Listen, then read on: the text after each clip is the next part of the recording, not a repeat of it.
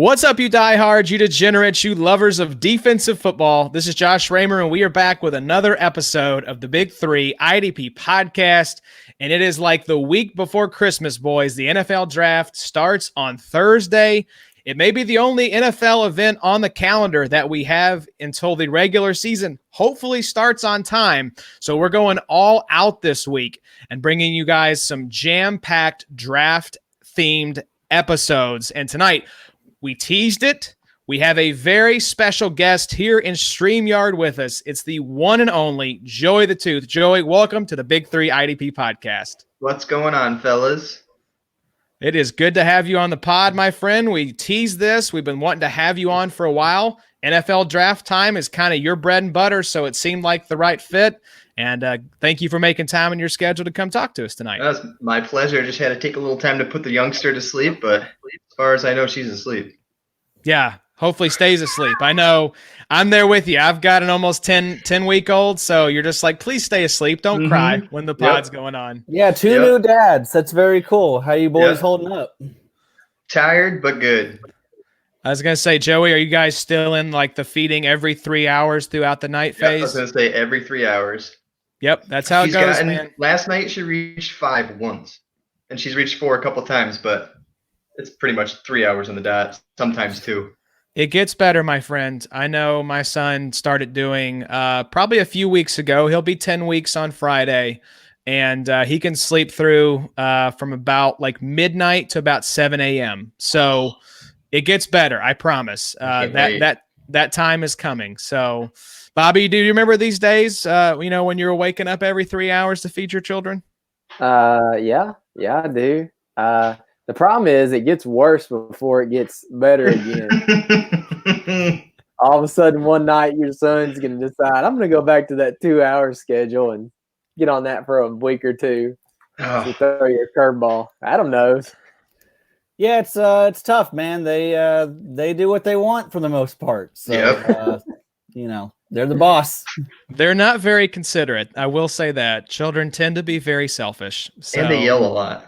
They do. It has been cool, though. This week, Paxton has really started to vocalize a lot. So he's making like all sorts of sounds. Joey, nice. Look forward to that, man. That's really cool when they go from just straight up crying to actually like making sounds. I'm getting weird, like little like, like laugh sounds and facial expressions. You're like, oh, shit. Yeah, it's a cool experience, man. Because you see them start to learn and start to make different sounds repeatedly. Like it's cool.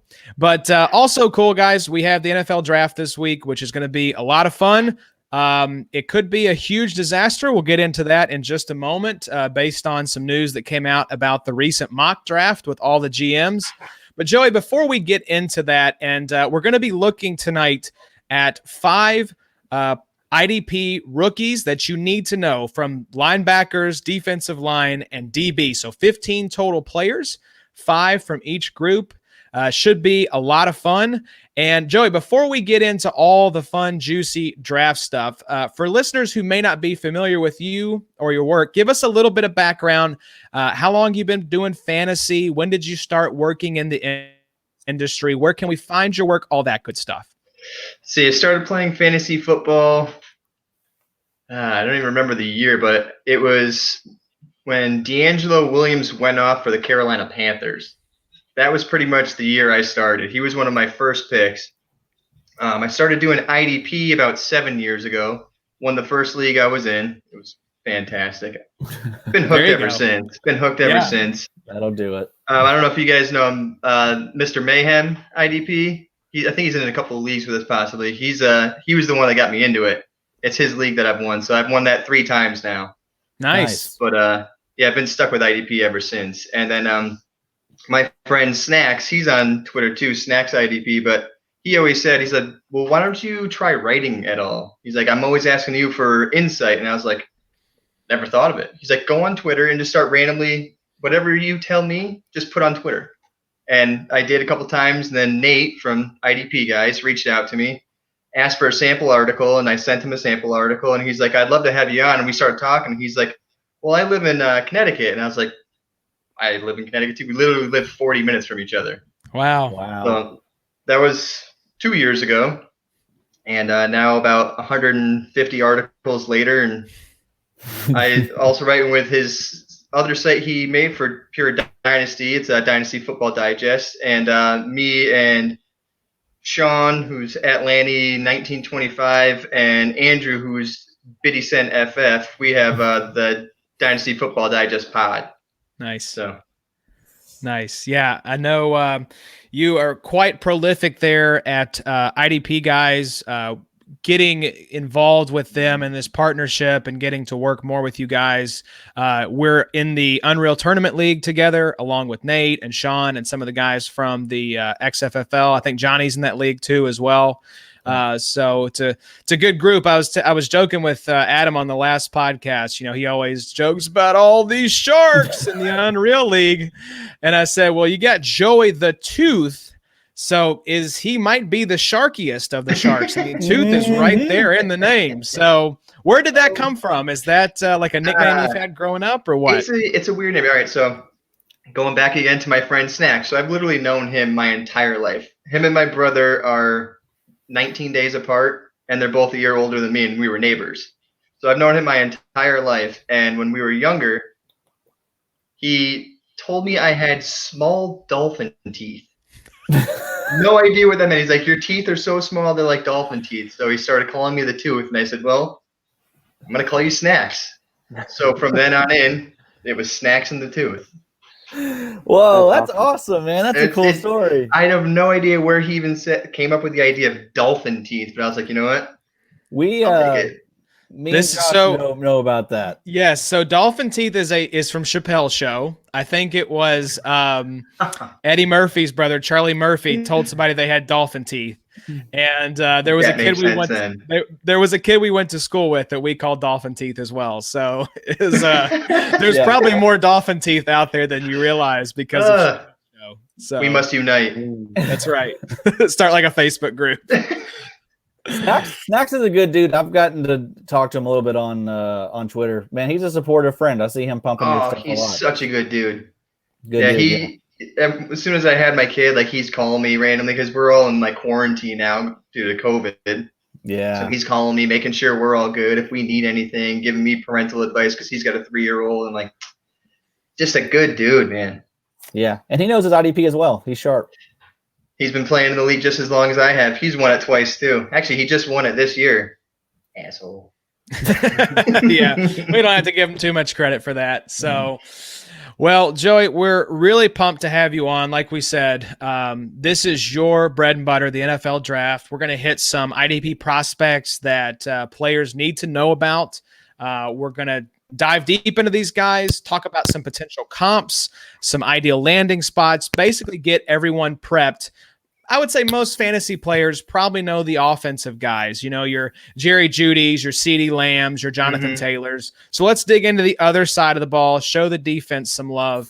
But before we get into the draft prep, there was some news that went down today that is kind of throwing people back to 2018 and the Patriot heydays with Tom Brady and Rob Gronkowski. Maybe he'll go by Robert now. Who knows? Hello, Robert. Yes, unretired Robert Gronkowski getting traded from the Patriots along with, let's see, I believe it was a 7th-round pick for a 4th-round pick going to Tampa Bay to reunite with Tom Brady. So can't wait to see Gronkowski working out with Hulk Hogan in a Gold's Gym, just like with a bunch of bronzer on, just trying to put on about 30 pounds of muscle. So, Joey, we'll start with you, man. What did you think about this trade? Do you see Gronk actually being a contributor in Tampa this year? Yeah, I definitely could see him contributing. When he's 29 years old. It's not like he's old. He stayed in shape. I mean, he slimmed down a little bit, but he's still Gronk. He's still 6'6". He still has great hands. He can run routes. And he's obviously Tom Brady's favorite target. What do they have? 78 total touchdowns together. It's like 5th of any receiver combo. Yeah. So obviously Tom Brady loves him. He does have extra weapons with Godwin and Mike Evans. So I bet Gronk could go in right around the tight end 8-10 range this year. I can see that definitely. For sure. Bobby, do you think this means, we talked about this guy on the last podcast, do you see this being the end of the road for O.J. Howard in Tampa Bay? Probably, because didn't they just extend Bright? Yeah, they extended him, I think, a couple years ago. It was a recent extension. It was like a 5-year deal, though. So, yeah, he's under contract. Yeah. I mean, Brady loves those white guys, so bring in Gronk, bring in Bright, it just seems like the type of scenario for him. But I don't know. I mean, it was kind of weird on Twitter. I got some type of update that showed like the Bucs starting lineup, and it had Godwin, it had Evans, it had Gronk, and then it had O.J. Howard. And I'm like, seriously, y'all are just like rubbing it in his face now. Like, that dude's not going to be there come draft, or not necessarily draft time, but the season rolls around. I don't know. Go ahead. Sorry, I thought you were done. Go for it. I was gonna say the only thing that if you look at the contracts for Brait and Howard's still on his rookie deal. If they dump him, it only saves them $1.19 million. If they cut Brait, I don't think it's guaranteed, and they save themselves $4.5 million in the cap, and they have a pretty shitty cap situation. Yeah, they do, but they don't like O.J. Howard for whatever reason. He just landed in Arians' doghouse. That's the key. The key is not they. The key is that Bruce Arians doesn't care for O.J. Howard. Yeah. Which kind of sucks because it seems like he's decently talented.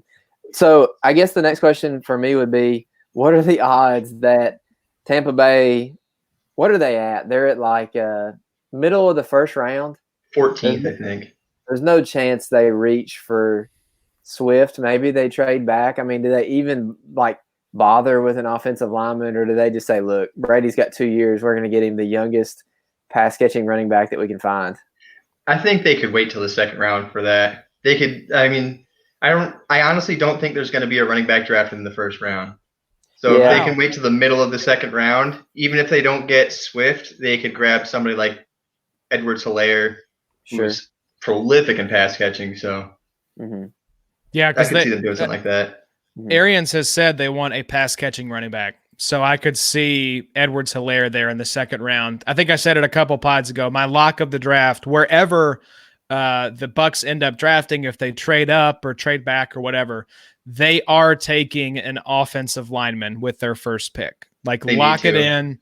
That line is terrible. Brady cannot move like he used to, and they've got to get some protectors up front to keep this guy upright, or the whole ship goes down. What do we think Brady has as far as like passing yards go this next year? I could say right around, I want to say like 4,000. That was kind of my number as well. Yeah, I think that would be like the ceiling. I still think it's going to be a pass-heavy offense. That's a bummer though for fantasy if that's the case. 4,000 passing. I mean, maybe he has 40 passing touchdowns. I was going to say I can see touchdowns going up too. Like once you get in that red zone with Gronk there too, Mike Evans. Yeah, that's gonna be nasty. I don't know. I'm seeing more like 4,500. Wow. So you're bullish on Brady and the Buccaneers. I don't see how you're going to be able to stop him, man. I mean, it's pass rush. Yeah, that's true. Yeah. They need to take care of Brady. The man can't move. The only thing he's good at is stepping up in the pocket. And if he can't step up, he's done. But they've got so many good weapons. Like even outside of Evans and Godwin, you still have Scotty Miller, who I like. You still have Justin Watson. Like, and now if they don't move O.J. Howard, like imagine if they go into 2 tight end sets and stuff. I mean, they just have so many options.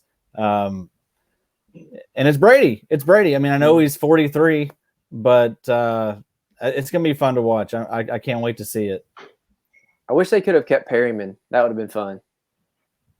Yeah, he would have been a good wide receiver 4. Yeah, exactly. He would have been a good 7th target on this team at this point. For real. He would have been Phil Dorsett. Yeah. What year? Exactly. What year was Moss with Brady? 2011. I don't know. That was fire. That was 07. That was 07. All right.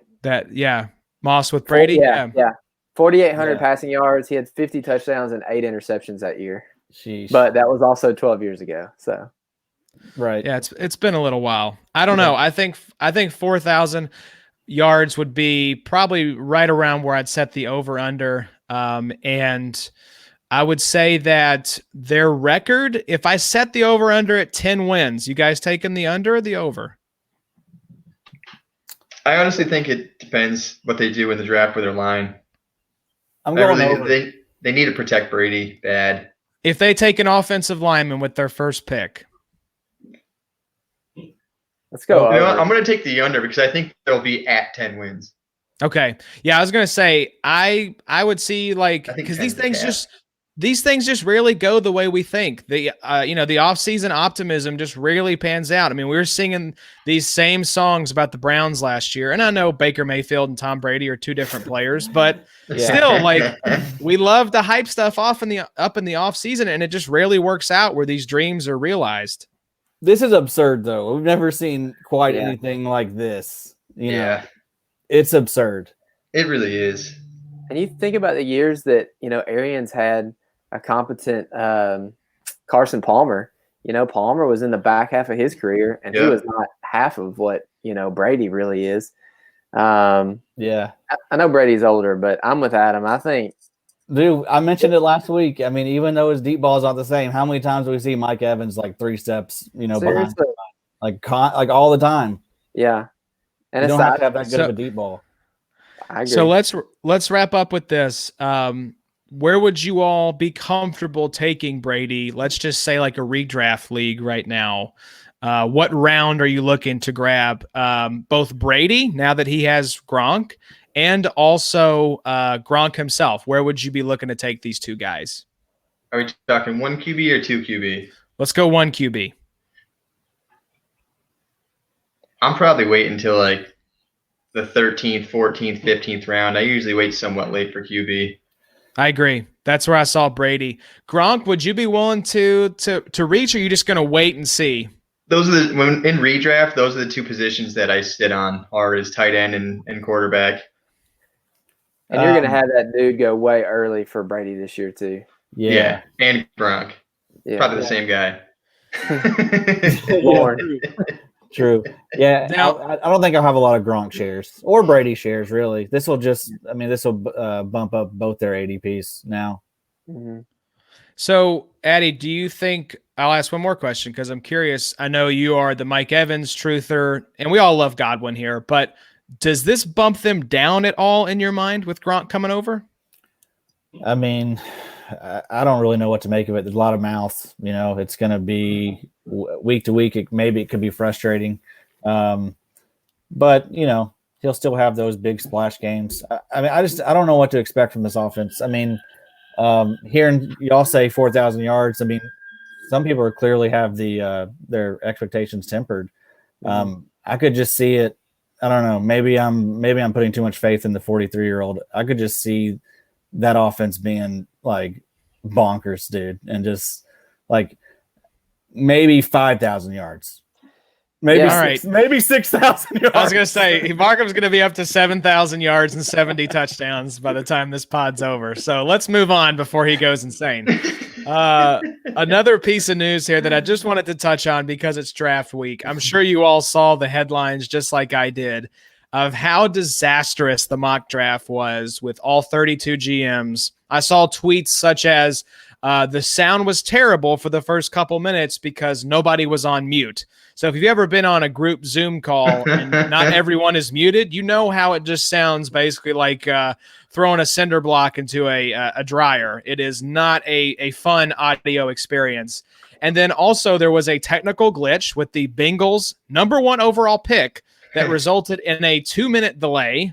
So there's long been, Joey, I don't know if you're a pop culture nerd at all, but there has long been a Twitter hashtag of release the Snyder cut of the Justice League movie. And people are already calling for release the mock draft video of all of these GMs trying to figure out how this is going to work. So do you all, what are you all setting the over under at as percentage chance that something goes horribly wrong on the first night of the draft? I'm going to set it at about 50% that we're going to see something terrible happen the first few hours of the draft on Thursday. I'm going to say 20%. I think some shit's going to happen. Yeah. But I don't think it's going to be terrible. I don't think it's going to be game changing. It's going to be son of a bitch, hold on, let's fix this now.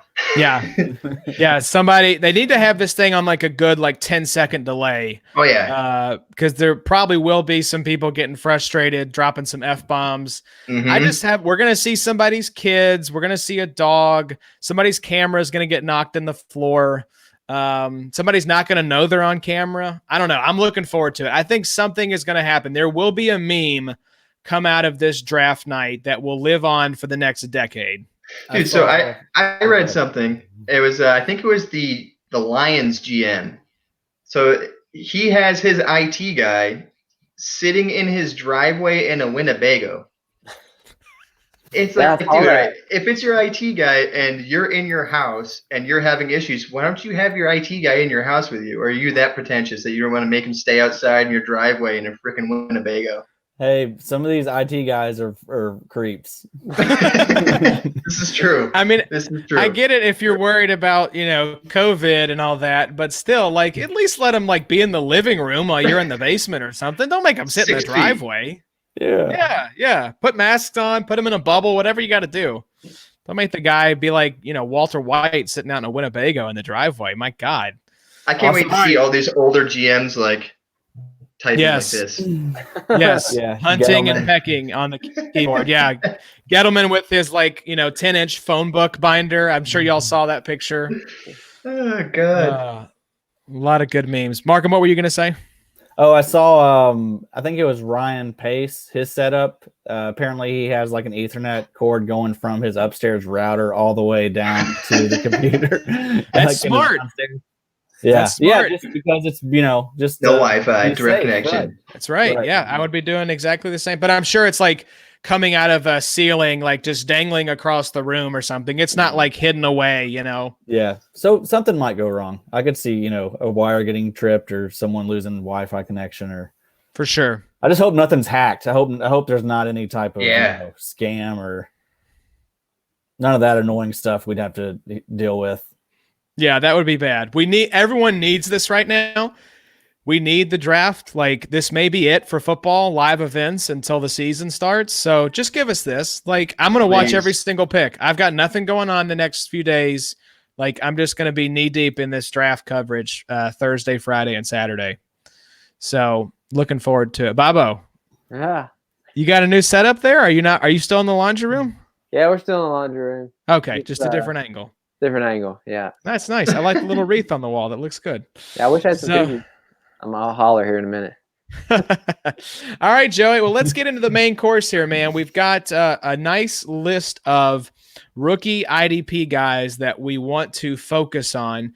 And let's start with the defensive lineman. Arguably the biggest name in terms of defensive prospects is going to kick off our analysis here with the Predator himself, Chase Young. So we're going to let you drive the boat, my friend. We're going to jump in with questions and comments here, but this is a Joey the Tooth special. So talk to us about Chase Young. As you've watched the film and studied this guide, what have you seen from Mr. Young? He's dominant. He does everything well. You saw the year prior at Ohio State, you saw Nick Bosa, and you saw what he did in the NFL. Think of a better version of Nick Bosa. Wow. He's more athletic.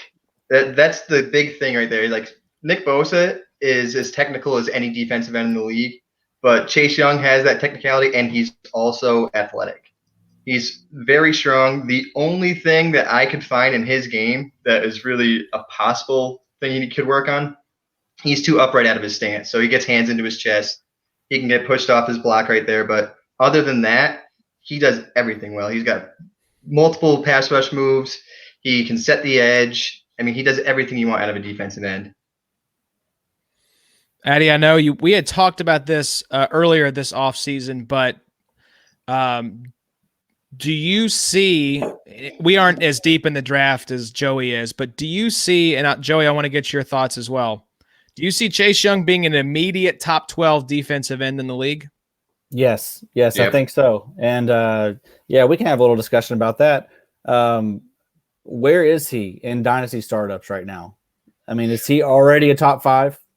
So we've been doing startups with rookies included, and he's literally the one we just did recently, he was the first defensive lineman taken. Wow, that's insane. But generally, he's going in top 5, 6. Yep. It's him, Neil Hunter. The Bosa brothers are the Bosa brothers. The Bosa brothers, and there's somebody else. Josh Allen. Maybe Myles Garrett. I don't know. Yes. Yep. Yeah. And then and Chase Young's right there with all those guys who are already proven. Yeah. He's already there.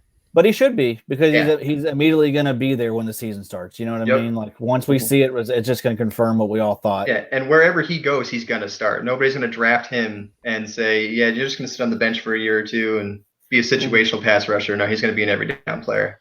Absolutely. Yeah. Bobby, I know you've been doing a lot of mock drafts, especially for our league that we have, the XFFL. Do you think Chase Young sneaks into the first round of rookie drafts here?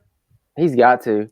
You know, we just talked about in the last episode, Nick Bosa went 109 or 110. You know, and I think we talked about it a couple episodes back, the PFF grades on Bosa and Young. I think Bosa was like a 94 and Young was like a 97. And I've heard that too, Joey, that somebody said that it's going to take a year or two of Young developing to the NFL, you know, offensive lineman and stuff, but it will be pretty quick that they really see Young being a better pass rusher than Nick Bosa right now. So that's kind of interesting. But, I mean, I don't know, man. This is such a hard rookie draft class to kind of predict. It's such a hard NFL draft to even predict because you've got all this stuff going on in the country and so many people have done these mock drafts, but nobody really knows. Right. You know, right as soon as the combine happened is when things started getting shut down. I remember no pro days. Yeah, I saw T. Higgins had a pro day, and then I think maybe Jalen Hurts did as well. I saw just a very few, and then it was like, all right, nobody's supposed to be in contact with anybody else. So I think what people think a lot of these mock drafts, you know, is going to be like the status quo. I think it's all going to get shaken up. I think there's a lot of these GMs and stuff that, you know, kind of like some of these other podcasts are talking about, that people are going to get exposed and you're going to be able to tell like the good GMs and the bad GMs through all that. But yeah, to talk about Chase Young, I mean,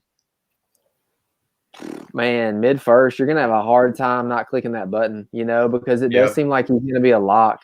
It is hard to always choose defense over offense, but dang, man, if he's like Joey's talking about, you know, going in and starting every down as a top, you know, 10 D end, that's pretty dope. It's about as safe as it gets as far as rookie picks, you know, like after 106, 107. I mean, that's about as safe as you can get going Chase Young. His senior year, he went 16 and a half sacks and he had 7 forced fumbles. Wow. Which is crazy. Those forced fumbles, man.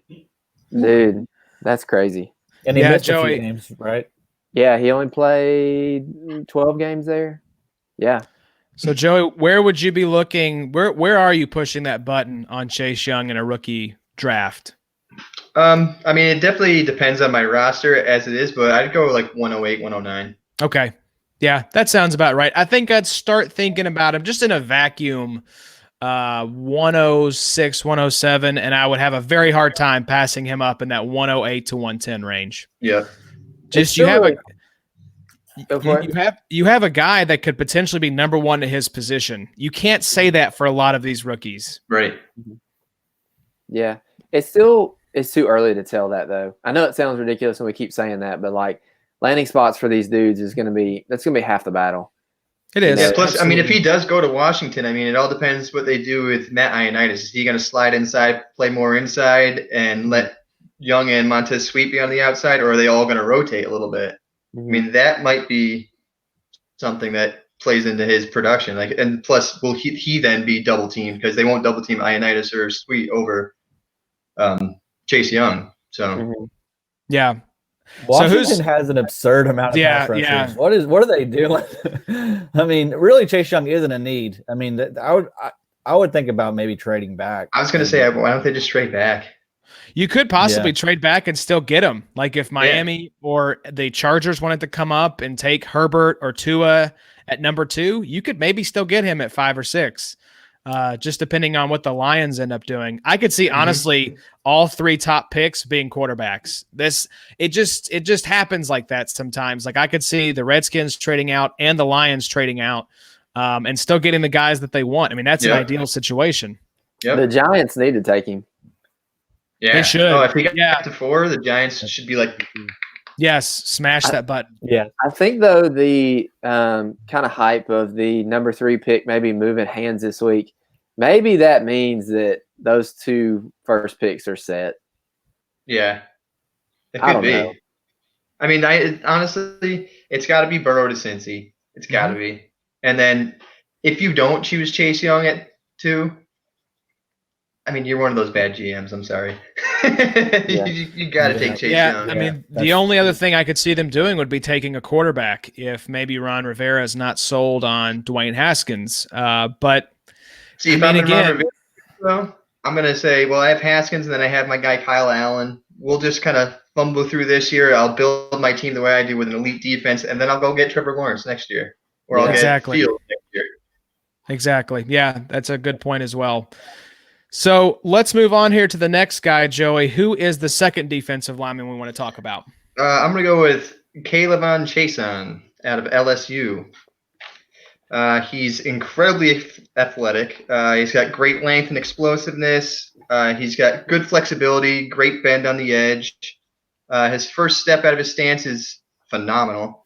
He has shown ability off the edge to drop in coverage, play some zone. I wouldn't put him in man, but and the only thing I don't like is he doesn't use his hands at all. Like he's super athletic and he's got good inside out moves, but he's got no swipe, he's got no shed, he's got no shoulder dip. Like he's almost like straight in, and if a lineman gets his hands on him, he's got nothing. He's done. He's out of the play.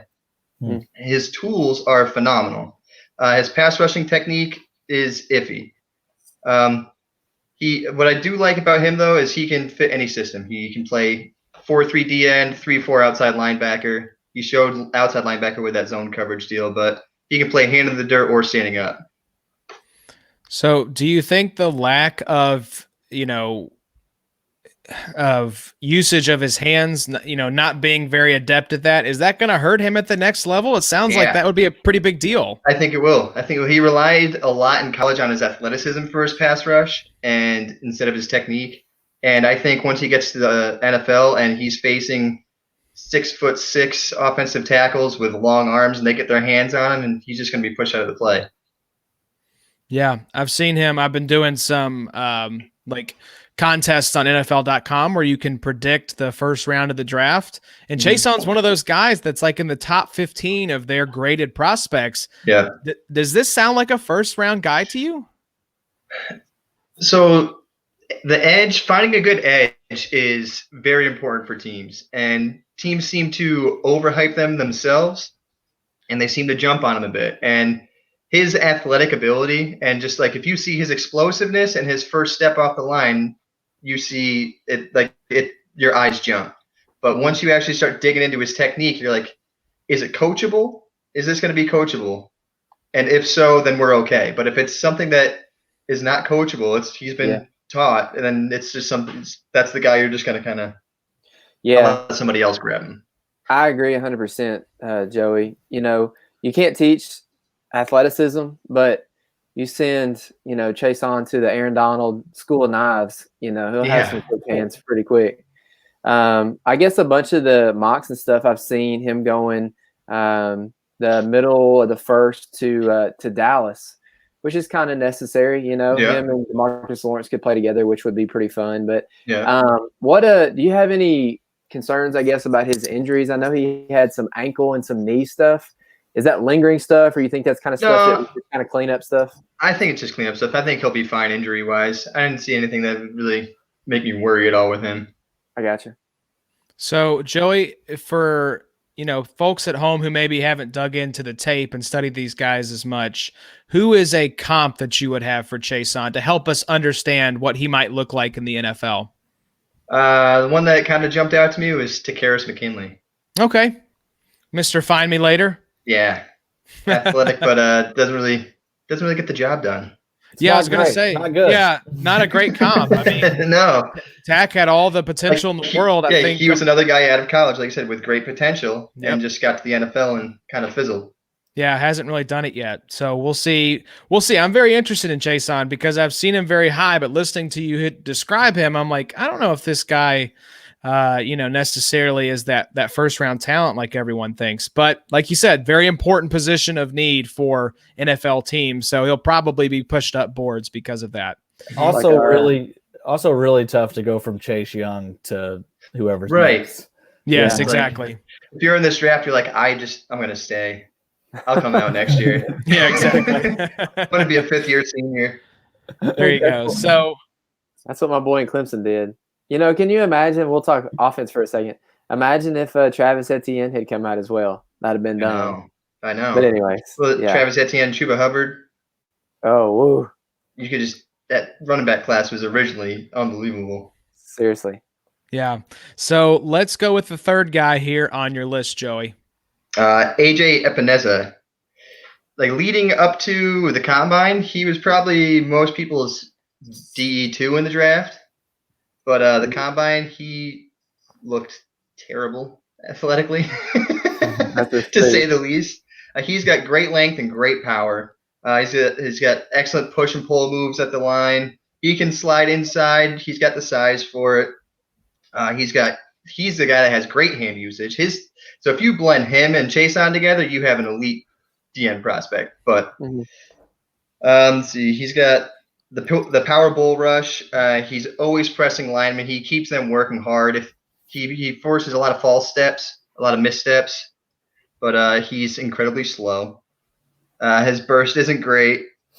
He's not a guy that's going to drop into coverage, so he's limited to playing defensive end. I mean, he could be a 3-4 or 4-3 end, but he's not going to be an outside linebacker by any means. And he just lacks the elite athleticism. Mm-hmm. Really a guy I feel like drafting.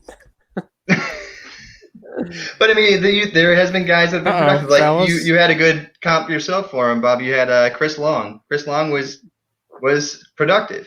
Yeah, but he wasn't elite athletically by any means. Yep, exactly. I think that's a fine comp. He has a fun name. Yeah, that helps. It'll look cool on his jersey. Yeah, AJ Espinoza. That's a fun name. I like it. Get Josh yours right now. Yours, Josh. Josh, everything's fine over here. I think you good. I'm good. No, definitely not good.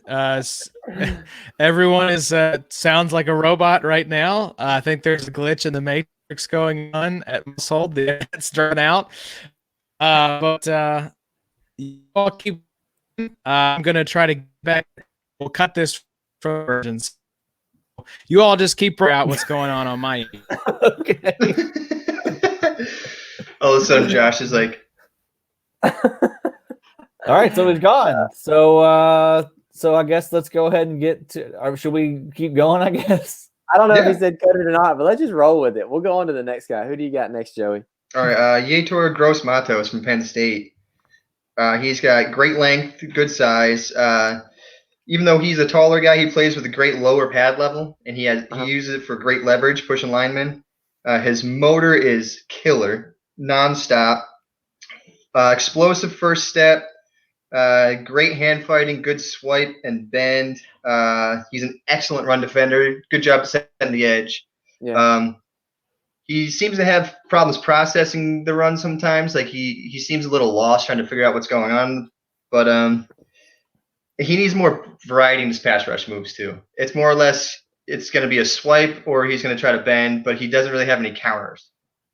So if his initial move doesn't work, he's usually out of the play. But other than that, I think with his run defense and his motor and his size, I think he'll be fine. I'm actually going to move him up, I think, above Chason and Epenesa myself. Yeah, sounds like landing spot's going to be crucial. He needs to land somewhere with good coaching and someone that can coach him up. Yeah, I think I had him going to Seattle at 27. That'd be perfect. Yep. Is there any chance, Joey, that they would move Gross-Matos inside? I don't think they would, just because he sets the edge so well. I got you. I think he's a guy you want on the end. Mm-hmm. Hey, Josh, you back, buddy? I'm back, guys. Got a little different setup, but we're good. Who are we talking about? Josh, do we Gross-Matos. sound okay? Josh, do we sound normal? You do not. You still sound like a robot. You missed it, man. Have you been on Twitter? Luck No. is back. Oh wow, gosh! Yeah. I hate that I missed that in the 16 seconds I was off the stream. We're gonna jump And straight then to Tom it. Brady retired. Oh gosh, Yeah. the NFL has been shaken up so much. But Luck no, went to Tampa Bay. Oh my God, this is just a disaster. All right, well, I'll cut all this from the audio version, so y'all just keep rolling. Oh, we haven't. Yeah, we just covered Gross-Matos. Cool. I'd compare him to Trey Flowers personally. A guy, That's a nice he's not an elite pass rusher, but he's great setting the edge, good in run defense. But he's a guy that's going to stay on the field. And I think that's a great comp too, from the standpoint of, Trey Flowers has kind of he's been decent, but last year he kind of slowly started to come around. I think later on in the season, I think his pass rushing started to come around. Like he's always been great at run defense, but his pass rush has been kind of pedestrian. But he started to look much better than pass rush last year. I agree. I think so too. And I think, as far as comps go, you might be able to grab a Gross-Matos just with the, kind of expectation that it might take a couple years for him to actually develop. And kind of like Adam was saying, you put him in a good system, with some decent D-line coaching, a guy like that could come around, all right. Is there any way that you would see a Gross-Matos maybe going before an Epenesa? Yeah. Oh, definitely. I actually have Epenesa falling out of the first round. Oh, I have him wow. in an early second. I gotcha. So you really don't like his speed? I do. I just think like NFL GMs are so intrigued with athleticism that they're going to overlook Epenesa's actual technique, and they're just going to say they're going to like if you watch his tape in college. I mean, he doesn't show up athletically, but he's almost dominant. Mm-hmm. And before, like Chase Young, everybody knew Chase Young, but it was always Chase Young and then Epenesa, and then once the draft started getting closer, all these other names started to come up, and it's like all these athletic guys all of a sudden started getting up to Epenesa and leapfrogging Epenesa. But last year, like throughout the year and his junior year, it was Epenesa. That was it. Mm-hmm. Mm-hmm. How much stock do you put into the conference that these guys come out of? Or I guess how much stock do you think that some of these GMs put, on an SEC defensive end versus a Big 12 defensive end? I think they put a lot into it. I mean, if you think about it, so let's think of the elite tackle prospects this year. So you have Jedrick Wills, Alabama, SEC. Mm-hmm. You have Andrew Thomas, Georgia, SEC. And then you have what's that? Wirfs. Wirfs is Big Ten. Okay. He's Iowa. That's right. And then there's Becton, who's Louisville. Was Louisville Big East? ACC. Yeah. And then I thought there was one more that was. There's the Big Four, right? Mm-hmm. Yeah, but I mean, 2 out of the top 4 tackles are SEC tackles. So if I'm looking at SEC players as NFL ready. Like anybody who plays in the SEC has played the top competition. Mm-hmm. I mean, you have Auburn, Alabama, LSU. It's like those 3 teams right there alone. Georgia. It's like once you have that's possibly your top 4 teams every year. Mm-hmm. And top 4 recruiting classes as well, outside of Clemson. Clemson's been kind of sure. Hey, you ain't got to convince us that SEC football is the best conference in America. I don't think you need to convince anybody. Everybody knows SEC is top. Yeah, it's basically the minor leagues for professional football. Right. And I think GMs see it that way. You asked Bobby, what does it look like? Does it matter to Joey? I don't know how it matters to Joey, but it definitely matters to GMs. Yeah, they want that kind of like pedigree that comes with an SEC school.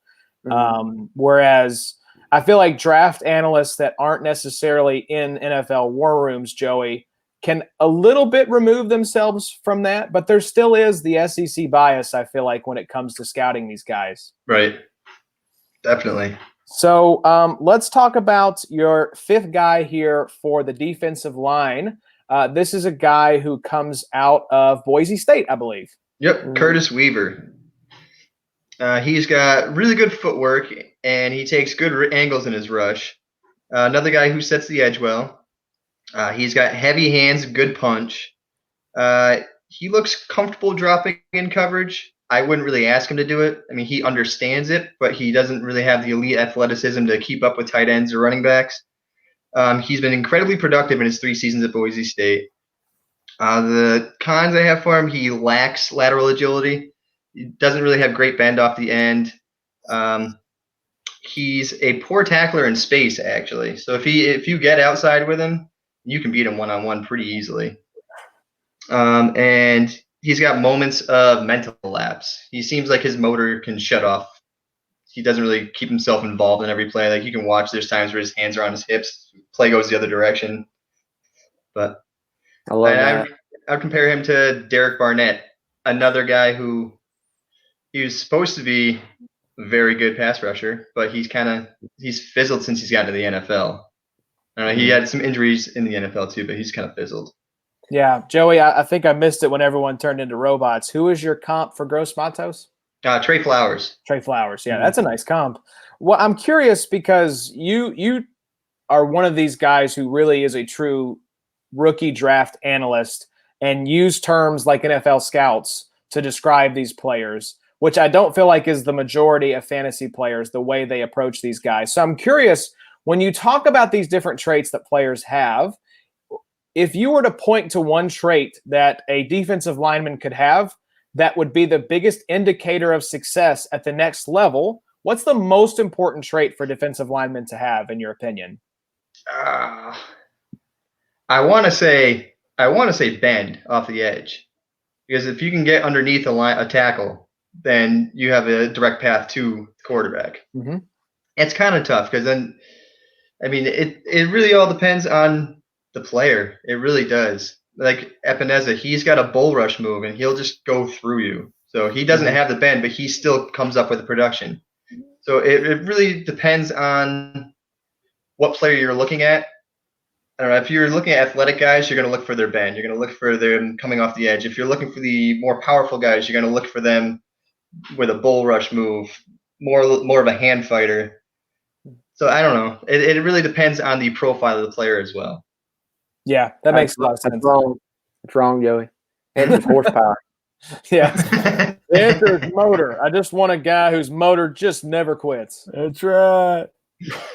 First in, last out. Yeah, he's a real gym rat.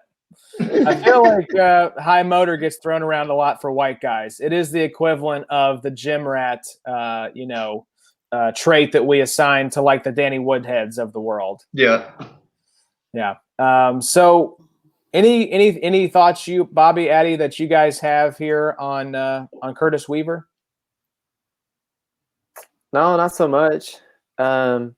I guess, and I think it's kind of something that we've, all seen, but it's kind of good to hear it from Joey. It's just the huge drop off from Chase Young to the next dude. Huge. It could be a lot bigger than, a lot of these mock drafts and stuff are really showing, but and we won't get into it too much because D tackles are kind of lame. But in RSO in our league this year, it'll be interesting to throw a Derek Brown and a Javon Kinlaw in there because if you can get a top 5 defensive tackle dude in a defensive tackle league, that's a pretty big deal. Right. Yeah. If you're playing a league that starts defensive tackles, those two are definitely popular picks. Who are you? Who's your favorite between the two? Are we talking tackle heavy or sack heavy? Let's say IDP points heavy. Well, let's say we're a big play league, so a sack. Yeah, big play. All right, I'm going Kinlaw then. Okay. You think Brown can stack up some more tackles though? Yeah, I think so. I got you. So Joey, we've talked about there's Chase Young, the Grand Canyon, and then everyone else with these D-line prospects. So I'm curious, it may not even be a guy that we've covered tonight, but who is your favorite D-line prospect outside of Chase Young? For fantasy-wise or for NFL-wise? Let's go for fantasy-wise. For fantasy-wise, I'm probably going Gross-Matos. Okay. And a follow-up on that. So what round are you drafting him in? Gross-Matos, I'll take him probably the end of the second, early third. Okay. Yeah, is that actual NFL draft or? Oh, that's a rookie draft. I'm sorry. Rookie draft. Yeah, I think that's what Adam was asking. Yeah. So let's shift now to, it's funny, Joey, whenever we put out content on our website, anything that's about linebackers tends to get about 50% more traffic than anything else. So let's talk some linebackers. Seems to be IDP players' favorite position. And we're going to start with a guy here who's been getting a lot of buzz, especially after his athletic testing. The dude's an absolute specimen. Maybe a little bit of a tweener. Is he a linebacker? Is he a safety? That's what we're going to discuss here with Isaiah Simmons. So talk to us about Mr. Simmons. He is a positionless player. Dude played cornerback. He played safety. He played linebacker. They had him rushing off the edge in Clemson. Like, he played everywhere they asked him to play. He can fit any scheme just because of the fact you can really put him anywhere you need him. He's super athletic. He's a playmaker. He can blitz. He thrives in both zone and man coverage. He's got a flexible frame. He can slip blocks. He can shed blocks. The only con against him is maybe his run support. I mean, so my thing with drafting Isaiah Simmons in IDP leagues. So a lot of people, if it's not Chase Young, it's going to be Simmons. My problem is it depends what designation he gets going into the NFL. Like, if he gets a dual designation where he's linebacker and safety, sure, like 1-7, that's cool with taking Simmons. But if he's getting just linebacker, it makes me worried. It all depends on who drafts him, because if somebody drafts Simmons and moves him all over the field, then he's not going to get that pure inside linebacker production. So that makes me a little weary drafting a guy who's going to be moving around from linebacker to safety and watch his tackle numbers dip. That's the only thing I have for a worry of drafting Isaiah Simmons in the first round. Yeah, Bobby, you had talked about that on previous episodes, that you were worried about the coaching staff that he goes to. Are they going to know how to use Isaiah Simmons effectively? And then the separate issue from that is, how does that translate to fantasy production, especially with the designation that he's going to get? You know, we play in an RSO league where you only get one designation. You know, Sleeper, you may get that dual designation, so it's a different story. But if he gets safety versus linebacker, I don't know. Bobby, how are you feeling about this guy? You watched a lot of him as a somewhat Clemson fan. So what's your feel now as we get closer to the draft about Isaiah Simmons? I think he's a way better NFL player than he probably is an IDP player. I think you should probably take Chase Young a lot sooner than a guy like Simmons, just because of what Joey was saying, that they're going to put Young on the edge for all 3 downs. He's going to be out there, you know. Hopefully they're not rotating him with sweat and ionitis.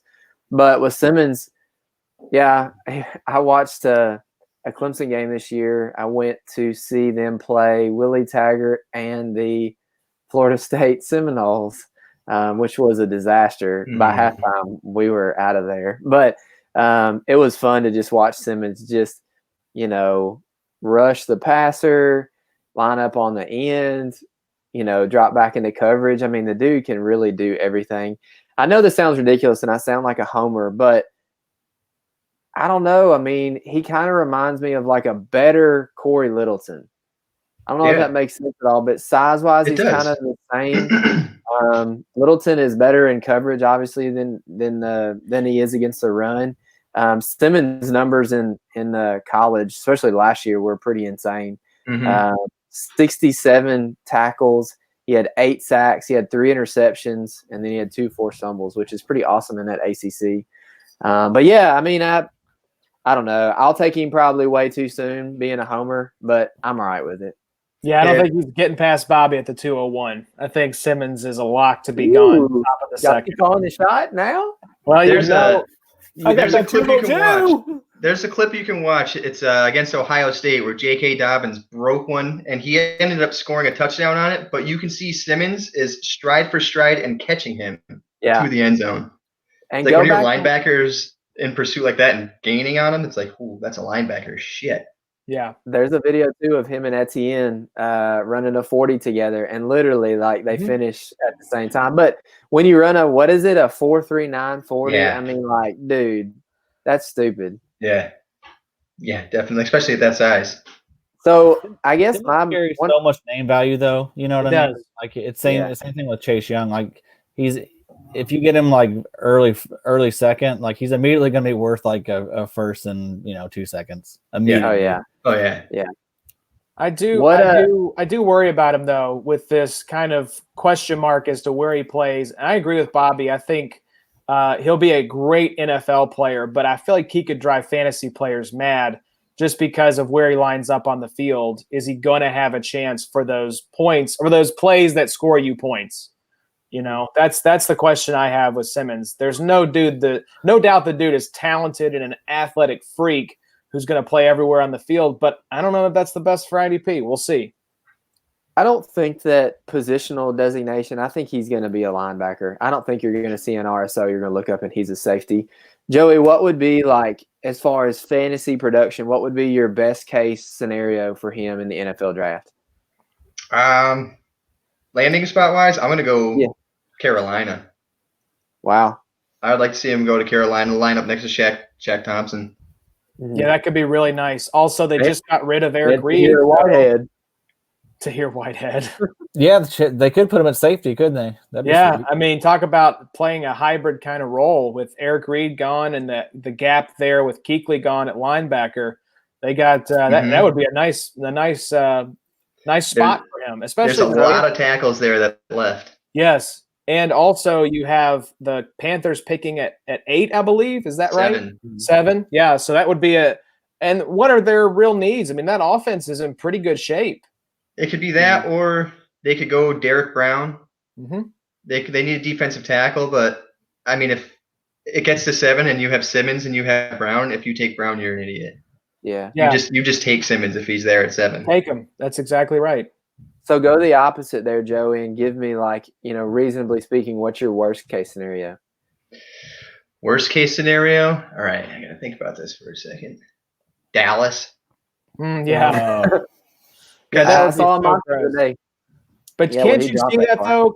Markham mentioned brand name. Can't you see the Cowboys, who are the brand name franchise, grabbing Isaiah Simmons because he's flipped, and they don't need him, but and then they move him to safety.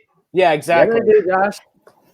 No, Bobby, don't put that juju. Get on there, Adam. Give some LVE hate. He's got a bad neck. It is true. Maybe he's the LVE replacement. True. But I feel like maybe one of these other guys would be a better fit for that. I feel like if they draft a linebacker, that tells you a lot about how LVE. they feel. Yep. Yeah, about LVE in his neck. They'll take a linebacker at some point, right? Just as maybe not first round, but definitely as LVE insurance. I have to feel like, because he's one play away from never playing again. Right. Yeah, probably so. And Simmons makes so much sense because of his hybrid ability. Because Xavier Woods is not the dude. Jeff Heath is like 43. Yeah, but they proved last year that they don't give a shit about the safety position. That's true. There's so many safeties in free agency last year. And they're like, no, we're sticking with Woods and Heath. Yeah. Like, what? Yeah, I know. There were like multiple safeties were like, "Hey, come trade for me, please." God, like Earl Thomas was like outspoken about it, and there were other safeties. They're like, "Nah, we're good." Eric Berry went unsigned. He was sitting there. It's like he's better than both of them. Just put him in. Just sign him and play him. Jamal Adams was like, "Please, I need this for my mental health to get away from the New York Jets. Just whatever you got to do, come get me." And the Cowboys like, "No, we're pretty set, Jamal. Thanks, though." Yeah. Good. Wish you the best of luck. So let's keep it moving here, Joey. The next guy you have up, Patrick Queen. Mm-hmm. Let's talk about Mr. Queen. What's going on with him? He's a rangy and athletic sideline to sideline linebacker. He's good at shooting gaps. He's got great pedal when dropping back into coverage. He's got good footwork. He can play both zone and man. He's got good coverage. He can cover tight ends, no problem.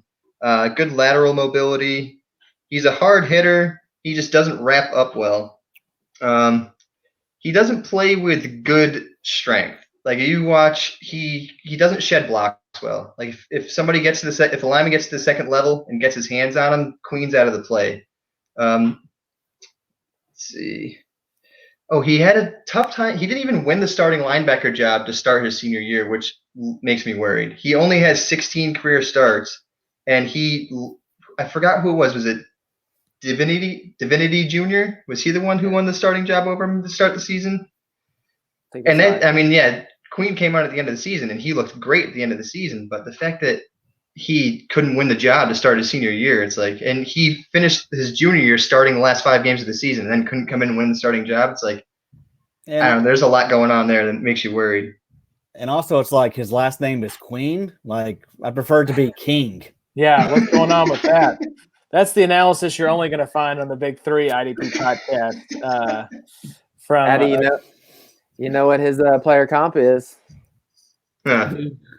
Dion. Ooh, LSU boys. That seems like the obvious link. I went with a rookie year Fred Warner. Ooh, okay. Ooh, Another wow. favorite of the show. Joey's Wow, knowing what the buttons to push right now. Oh, no, I'm a Fred Warner guy. I'm a 49ers fan through and through, but I think Fred Warner's first year is something that Patrick Queen could be. Fred Warner last year was a baller. Absolutely. He was a boss. His rookie year, you can see he had a learning curve, but he learned. Mm-hmm. Hey, Fred Warner's dad used to follow our account. No shit. He unfollowed, but he did. Oh, did he really? I didn't realize he had unfollowed us.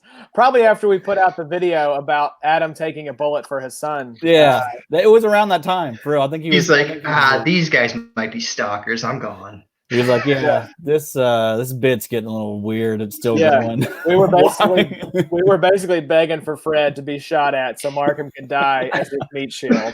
It was a little strange. Strange. Yeah, he's no longer a follower, but at one point, that's something. That is something, all right. So, Joey, where would you see Patrick Queen going in the actual NFL draft, and what would be a good landing spot for him? Kansas City. I can see it. Kansas City has a weak linebacker core, and I don't think one of them are good in coverage. I don't think one of them are. I think Anthony Hitchens is one of the worst linebackers in coverage. I don't think Damian Wilson is any good in coverage. And who else? They have Dorian O'Daniel. Yeah. Reggie Ragland's even worse. These are all bums. Do you see him going? The Chiefs had the 32nd pick. Do you see him being a second rounder or somebody they could grab at 32? It all depends how the draft board goes in front of him. I think he's going to go in the first round. There's a possibility he goes even before that. I could even see him landing in New England, to be honest with you. Roberts is gone. Kyle Van Noy is gone. Jamie Collins is gone. What are they left with? Juwan Bentley and Dante Hightower.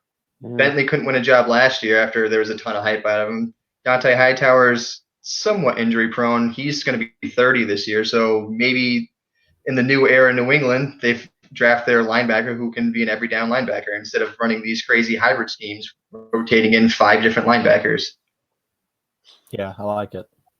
Yeah, it would definitely be. I mean, because you got Bentley, you got Hightower. Those are some pretty baller names. I don't know if Queen is going to necessarily get the respect in the locker room if he lands there in New England with that last name.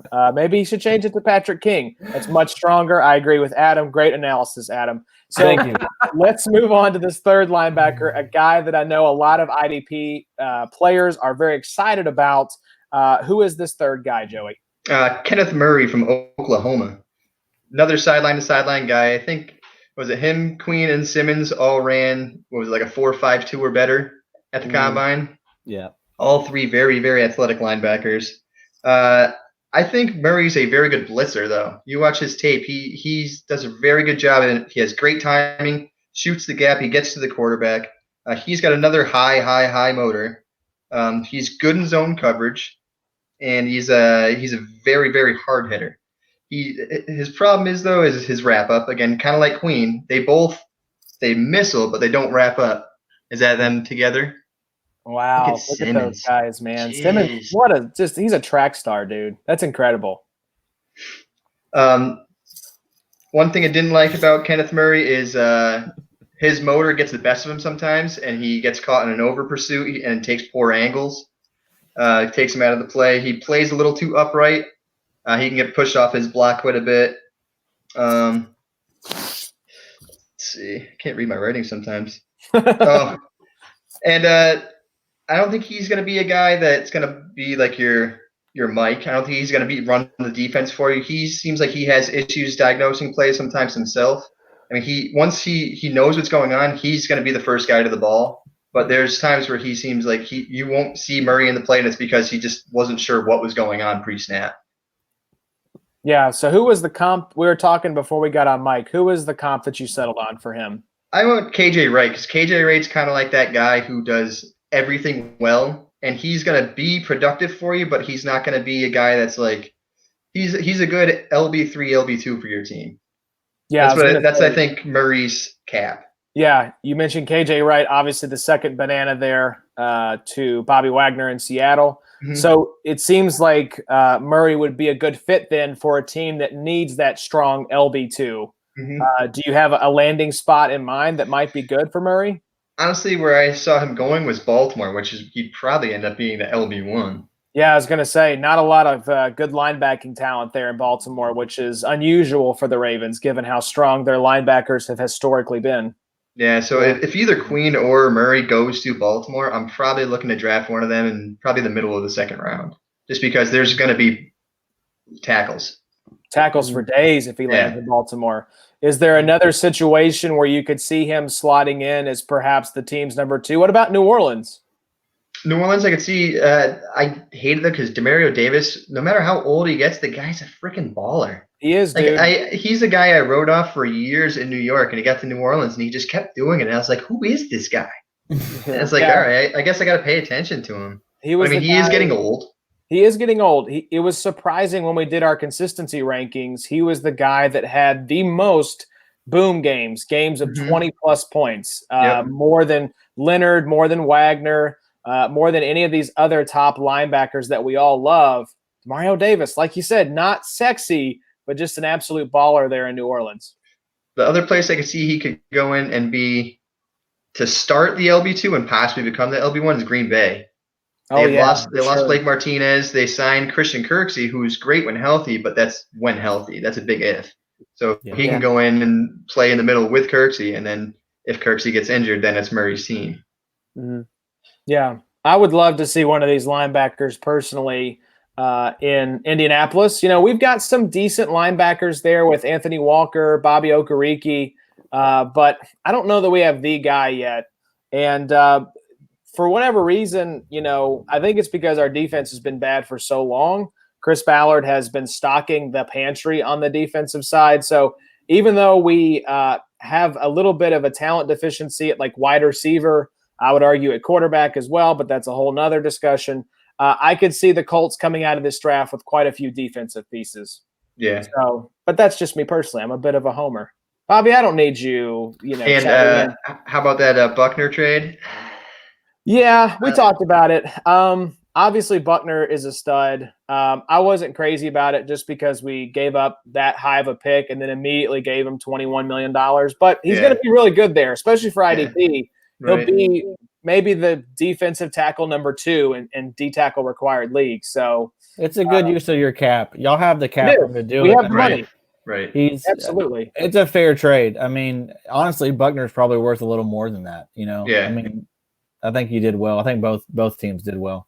Yeah, for sure. So let's keep it moving here, Joey. The next guy you have up, Zack Baun. Now, this is not a guy I'm as familiar with, so educate us on Mr. Baun. So Zack Baun actually in college was an edge player. Okay. But watching Zack Baun's tape, I think he's going to move to an off-ball linebacker in the NFL. First off, he's only 235 pounds.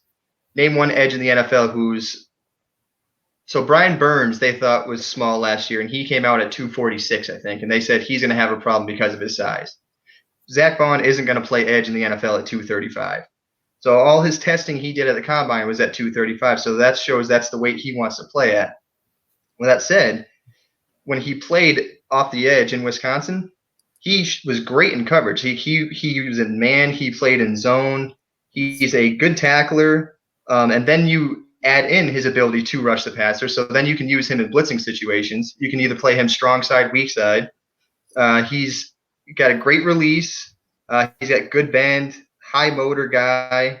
The only thing is it's going to be a new position for him. But I do think in the NFL, being an off-ball linebacker is something that Baun is better for. And I compared him to Clay Matthews.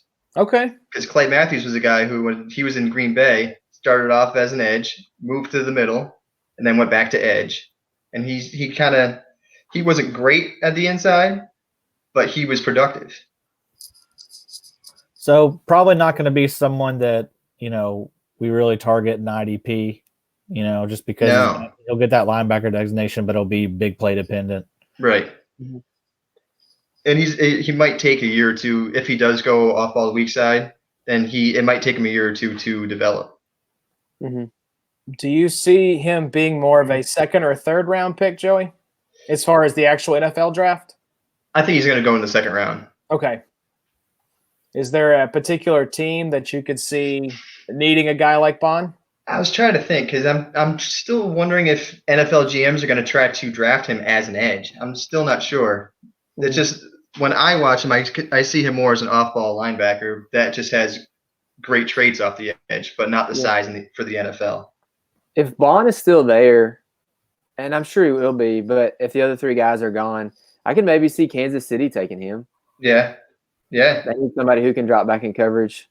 The player comp I had seen for him was Kyle Van Noy, which is decent. You know, Van Noy's been he's not really like somebody that you want to – I mean, he's okay week to week. You just don't really want to have him be your LB1 or LB2. As far as like a flex spot or something, he's a fine play there. Yeah, I was going to say he's one of those guys that is probably better for the NFL than for fantasy purposes, because I hear you say off-ball linebacker versus edge guy, and I'm thinking of this kind of positional designation question that we have with Isaiah Simmons. Are we going to be looking at the same kind of question with Baun when he gets to the NFL?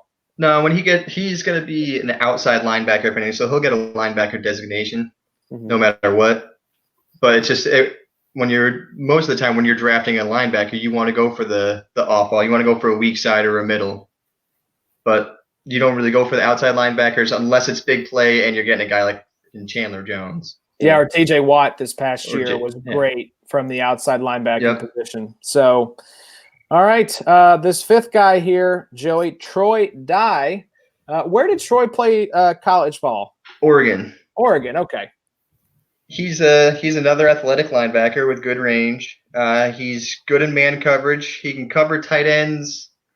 He can cover tight ends in coverage, but strength-wise, he's going to get beat. In contested catch situations, he's going to get beat every time. He's not strong. He's got good spatial awareness for zone. He's got a good motor, good flexibility to slip blocks. He fits in today's pass-heavy schemes. He doesn't hit hard. He takes poor angles in pursuit, and he has a hard time shedding blocks because of that play strength. So Troy Dye, he's kind of like the top four guys linebackers for me are kind of up here, and Troy Dye kind of makes that dip down. There's a couple guys below him that are right there with him, but he's the start of that second, third tier. And I threw in Kaiser White as a comp for him. He's kind of a guy that moved from safety to linebacker, plays good in coverage, but still seems to need to learn the nuances of playing linebacker. Mm-hmm. Now, Bobby, I thought I saw you throw up heart hands. Was that the symbol you were trying to make when you were talking about Troy Dye? It was the O from Oregon. Oh, for Oregon. Okay. I was like, that's a very bad heart, Bobby. You know, you could give it just a little more bend there. You know what a heart looks like, Josh? Mine's not bad. Yeah, yours is just a blob. So, Bobby, have you done any looking here into Mr. Troy Dye?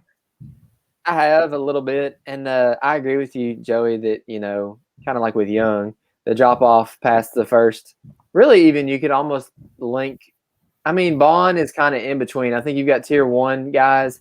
Then you got a tier 2 guy probably in Baun, and then it's probably even a drop from there. Right.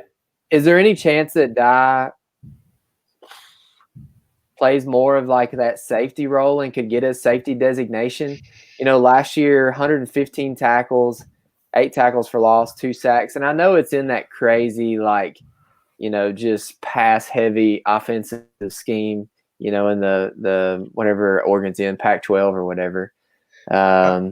If he does it, it's going to have to be a team that plays a lot of zone. Yeah. Because he's not great man coverage. Like, he can line up in the slot, and if you want him to cover like short short area routes, he can do it, but he can't mirror well. Like you watch him try to keep up with somebody in their route. If they put a double move on him, he's gone. So I think his coverage is too spotty to move him to a safety all the time. Maybe in sub packages. Sure. But I don't think it's a role he could thrive in every down.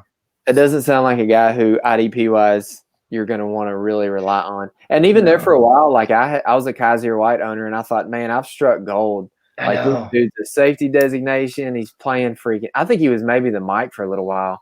Yeah. And then all of a sudden, sometime last year, it just disappeared. He got injured his rookie year, I think. And then to start last year is just like they said no. Yeah. Sorry, dude.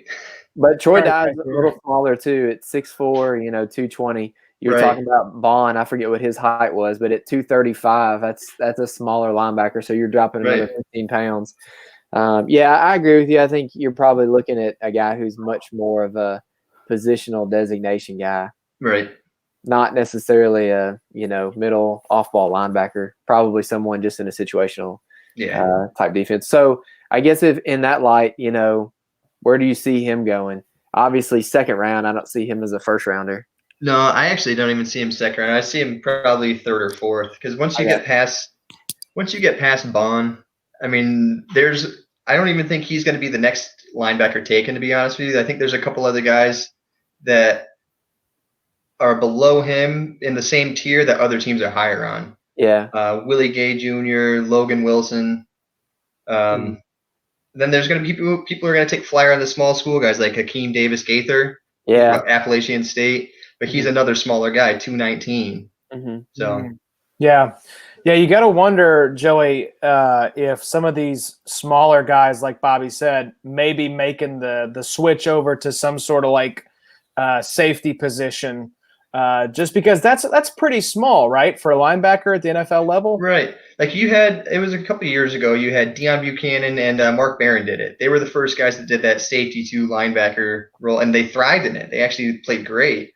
But you thought it was going to be like a turning of the tide. You're going to have safeties moving up. But then it started to tail off, but you still had big safeties now playing linebacker. Like I think Telvin Smith was a safety in college. Okay. And he was a like 235-pound linebacker, middle linebacker, weak side linebacker. So like I think that like 230, 235-pound range is maybe even 225 at the least is where you're going to be for a linebacker. I think if you get smaller than that, you're going back towards the safety. Yeah. I think the second round could just be all wide receivers. People just say, all the good offensive linemen are gone. Queen and Murray are off the board. We're just going to run through and take all the wide receivers that we can. It's going to be receivers, and I think it's going to be the top 3 running backs. Top 3 or 4 running backs are going to go. Yeah. Joey, are you outside of those top 3 linebackers? Are you going to probably waste any rookie picks on any of the other ones? Maybe like 5th or 6th round just to fill out a roster, honestly. Maybe somebody lands in a good landing spot with the opportunity or lands somewhere like the Chargers where who knows what's going on with their linebackers. Right. Like maybe one of them can go in and just win the job like Tranquil did last year, and he's still not guaranteed the starting spot this year. Yeah, I know. That's a mess. Can you imagine Isaiah Simmons landing with the Chargers? You have the linebacking core that is a complete question mark. You already have Derwin James there. Just talk about confusion galore with Simmons. That would be a total mess. That's a huge possibility, though. Just think of that versatility, though, Simmons and Derwin James. Gosh. Oh, yeah. You talk about positionless players. That would be maybe the start of a new era there in terms of just like screw the designations. We're just going to get the best athletes and let them go. Yep. It's a smart NFL move for sure, but it would drive us nuts in the world. Out of respect to Derwin, if that happens, I'd probably have to take Simmons with the 101. I mean, that would be the only right thing to really do. I think so. There you go. Well, let's keep it moving here, Joey, and move now to defensive backs. There are some very interesting safety prospects in this class, and we're going to start with a guy here in Xavier McKinney. Is this the guy out of Alabama? Yep. Remembering that correctly? So fill us in, educate us on Xavier McKinney, Joey. So Xavier McKinney is a guy who scheme does not matter. He can play cover 2. He can play single high. He can play in the box. He does everything well. He's not so much a playmaker, but he's there for every play. So he doesn't make the huge splash plays all the time, although he is a great blitzer. But he's there for every single play. He attacks the ball in the air. He's got real good short area burst and drive on the football. He's a powerful tackler, and he has great football IQ. So you watch him in coverage, you watch him in zone. He knows what's going on. He's in the right place every time. He knows when to break off one route, go to the next. The only thing there's only a couple cons for him. One's just when he does. A lot of times he goes for his missile and his tackle. He needs to square up more. He gets shed off a little too often just because he's trying to make that big hit. I think he needs to square up a little more.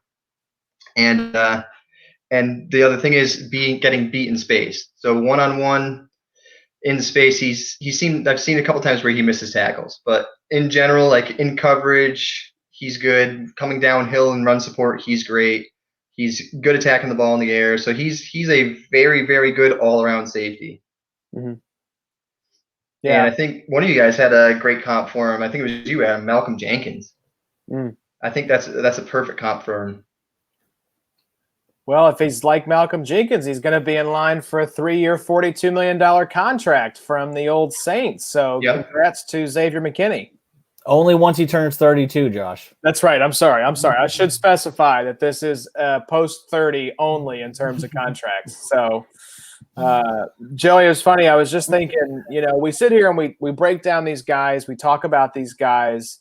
I just picture sometimes, and it's kind of funny to think about, if they were in the same room as us, and we were having this same discussion, I have to think they may not be too thrilled about, us saying like, yeah, he needs to square up and stop going for the big hit. Next thing you know. Yeah, exactly. As he squares up and takes your head off your shoulders. So it's just fun to think about. Thank God we're kind of in this little protective bubble of, fantasy Twitter. Yeah, definitely. That's always too small to play football. I hope there's not some people out there analyzing us someday, Yeah. Analyzing. I'm sure there is. Some people listen just to say shit. Just to tear you down. I'm just picturing the scouting report on Adam's loan application work as he's like processing his 10th loan of the day. It's like Adam's form is really slipping here. He's got to square up to these reports. And could be a carpal tunnel issue. Yeah, he's got to come with more power in his hands. His typing is starting to fade. Sorry, Xavier McKinney. Did not mean to shortchange you. We talk comps, we talk landing spots. Talk to me about a team that is in need of safety that could use Mr. McKinney's services. Give me the Dallas Cowboys. There we go. Now that's a nice fit. I could absolutely see that. Talk about blue blood program with the Cowboys, Alabama, safety need. Makes a lot of sense. I love it. Yes, sir. You got that. What's better than a cowboy and a Bama boy? What? Thank you, Adam. I just love Adam on this episode because we're so far out of our depth with this. So we're just trying to bring. Yeah. Joey said what? Like there was a punchline coming. I know. I was waiting for a punchline. Come on. No. Not always going to be a punchline, Joey. It's something you'll learn. You'll learn. Sometimes it's just yelling. That is the punchline a lot of times for Adam. So you get after a while. Some recent mocks I've seen have kind of faded McKinney out of the first round. Do you think that could happen? It really depends how the board goes. I think Dallas is such a freaking wild card when they draft. Yeah. Like I said, they're probably going to disregard the safety position again, but they need it. But they could also go cornerback. They did lose Byron Jones. I've heard everything for Dallas, though. I've heard McKinney. I've also heard, Chason. I've heard Justin Jefferson. Mm-hmm. So you're kind of talking about, all right, safety, D end, wide receiver. Like, why don't y'all just take Jalen Hurts while you're at it? Just throw I could also see him going to Miami. We were one of their 2 later picks. Yeah. I don't think they have any safeties on their team. Rashad Jones is gone. They traded Minka Fitzpatrick. My favorite safety there, TJ McDonald, is a free agent, I think, still. Yeah. I'm curious, Joey. Do you think that NFL teams and GMs really value safety as a first round type of like a pick, though? Like I feel like other positions tend to get a little bit more value assigned to them, like offensive linemen, quarterback, cornerbacks, wide receivers. It feels like safety kind of gets snubbed a little bit in terms of importance. 100%. Yeah, you're right. The only ones you see go first round of those guys who you look at are really, really elite prospects. Like last year, Minkah Fitzpatrick. Everybody looked at Minkah, or was it last year or the year before? Minkah Fitzpatrick. They looked at him and they were like, he can do anything. He was versatile. He was a cornerback. He was a safety. He could do anything. But then you had guys like Terrell Edmonds. The Steelers went and drafted him in the first round. It's like, and I had McKinney graded much higher than Edmonds coming out of college. So it's like, it really depends on the team, but you are right. They are like the edge is valued much higher, wide receiver, quarterback, tackle, cornerback. Like those are valued much higher than safety. You comparing him to Edmonds, that's got me thinking. So like where does McKinney rank like among say like last year's class, like Jonathan Abrams, Taylor Rapp? Where would you put him in that group? I might put him at the top, to be honest. I mean, he's pretty similar to Abram. I think Abram plays more free safety than McKinney would.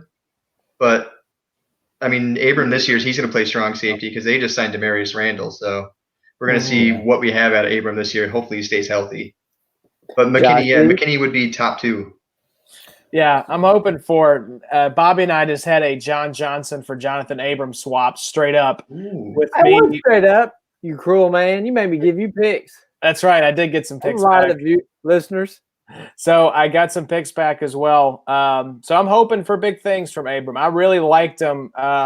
It's kind of the bias that you get coming off of a Hard Knocks performance. You tend to value those guys a little more going into fantasy just because you're more familiar with them when you see them on shows like that. So I've got high hopes for Abram, but hearing that McKinney could even be, graded higher than those guys that came out in last year's class. That's pretty appealing. I feel like McKinney, if he lands in the right situation, could be a second-round pick for your rookie draft. Is that where you'd be looking for him? Yeah, definitely. Probably end of the second round. Yeah, because there's some good offensive talent too. Yeah, there's so many receivers in this draft that you can draft. We did a mock draft on the DFD pod recently, and we just did 3 rounds rookie draft. 12 team, and by the end of that third round, we're still drafting guys. It's not that you're just like throwing a dart. It's guys you still like. That's a great point, Joey. I've done a couple, and we did one last week that was a 5-round, 12-team mock, and it was just like, don't care about what NFL or fantasy team these guys are going to, just kind of what their draft, average draft value was at right then, and even into the 5th, you were like, oh my gosh, man. There's still going to be tons of guys like coming into the auction that you're going to be able to grab. So I'm still cool with grabbing this guy in the 5th round. Like I'm excited about it. For sure, man. Yeah. The depth at wide receiver and running back, and it's going to be pretty crazy this year. Yeah. Josh is trying to decide who he's picking with his lone 206. Yeah, I'm just getting a feel here. That's why I keep asking you, Joey. Like, where are you thinking about these guys? And I don't know how much offensive talent is going to be left there, but there could be some nice IDP prospects. At 206? Yeah, 206. Josh, there's going to be plenty of offensive talent. Yeah. I hope so. The draft I was talking about, the 3-round 12 team, it was just offense only, and I'm still drafting guys in the 3rd round that I still like. All right, that gives me hope then. So probably, I mean, McKinney is likely going to be, if you want him in the 3rd, you're probably going to be able to get him, right? Because of the offensive talent. I mean, think about in the 2018 draft, Bobby, whenever you're able to get Derwin James and Minkah, both of them were available there in the 3rd round. Probably they were back to back, like 307, 308, I think. Yeah, probably similar situation just because it's such a loaded class at pretty much every position outside of D end and tight end. Yeah, and I think Joey will get into it, but there's a pretty big drop off after McKinney in there. Yeah, so I'll go to the next guy. Yeah, and this is somebody that he's another one that's getting a lot of 1st round grades, but I don't really see it. It's Grant Delpit from LSU. I feel like he's versatile. Like he can play the slot, he can play nickel.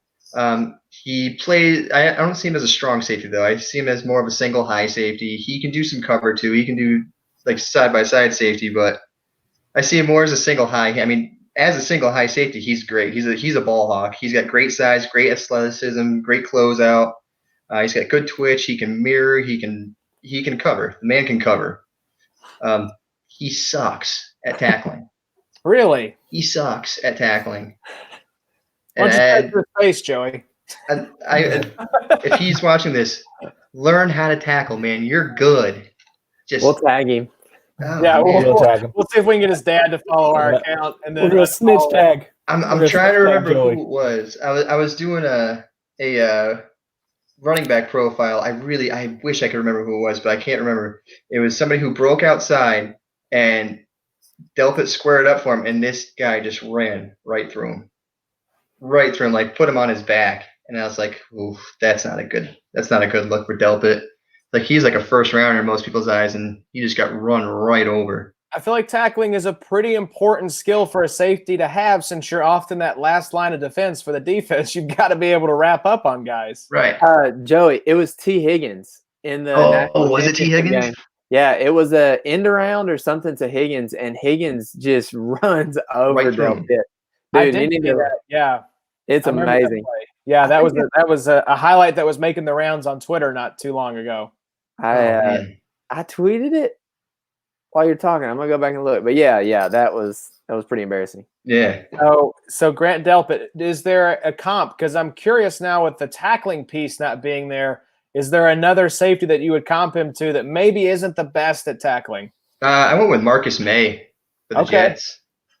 I like Marcus May as a single high safety, but he's not going to get you the tackle numbers, mainly because of scheme. But I honestly think he's better in coverage than Marcus May because he can drop into the nickel, but he's like a really, really, really poor man's Minka Fitzpatrick.